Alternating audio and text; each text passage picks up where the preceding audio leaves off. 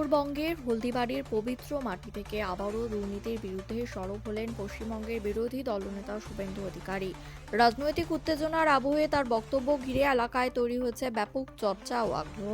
আজ হলদিবাড়িতে আয়োজিত এক রাজনৈতিক কর্মসূচিতে উপস্থিত হয়ে তিনি রাজ্য সরকারের বিরুদ্ধে একের পর এক অভিযোগ তোলেন। তার কথায়, দুর্নীতি, প্রশাসনিক ব্যর্থতা এবং সাধারণ মানুষের অধিকার হরণের বিরুদ্ধে লড়াই চালিয়ে যাওয়ার জন্যই এই আন্দোলন। কর্মসূচি ঘিরে প্রশাসনের পক্ষ থেকে নানা বিধিনিষেধের কথা উঠলেও তাতে যে জনসংগ্রামের ঢল থামানো যায়নি তা আজ স্পষ্ট হয়ে গেছে।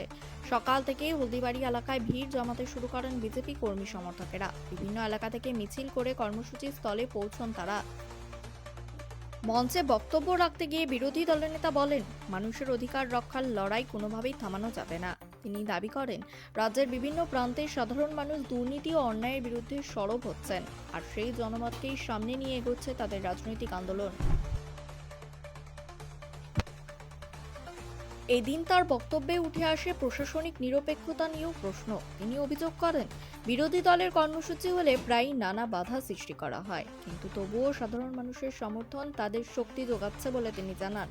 হলদিবাড়ির এই সভাকে ঘিরে রাজনৈতিক মহলে শুরু হয়েছে জোর আলোচনা। বিরোধী শিবিরের দাবি, রাজ্যের বিভিন্ন প্রান্তে এভাবে মানুষের সমর্থন ক্রমশ বাড়ছে।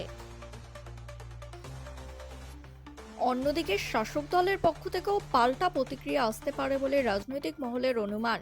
সব মিলিয়ে হলদিবাড়ির এক রাজনৈতিক কর্মসূচি যে আগামী দিনে উত্তরবঙ্গের রাজনীতিতে নতুন সমীকরণ তৈরি করতে পারে তা নিয়ে ইতিমধ্যে জল্পনা শুরু হয়েছে।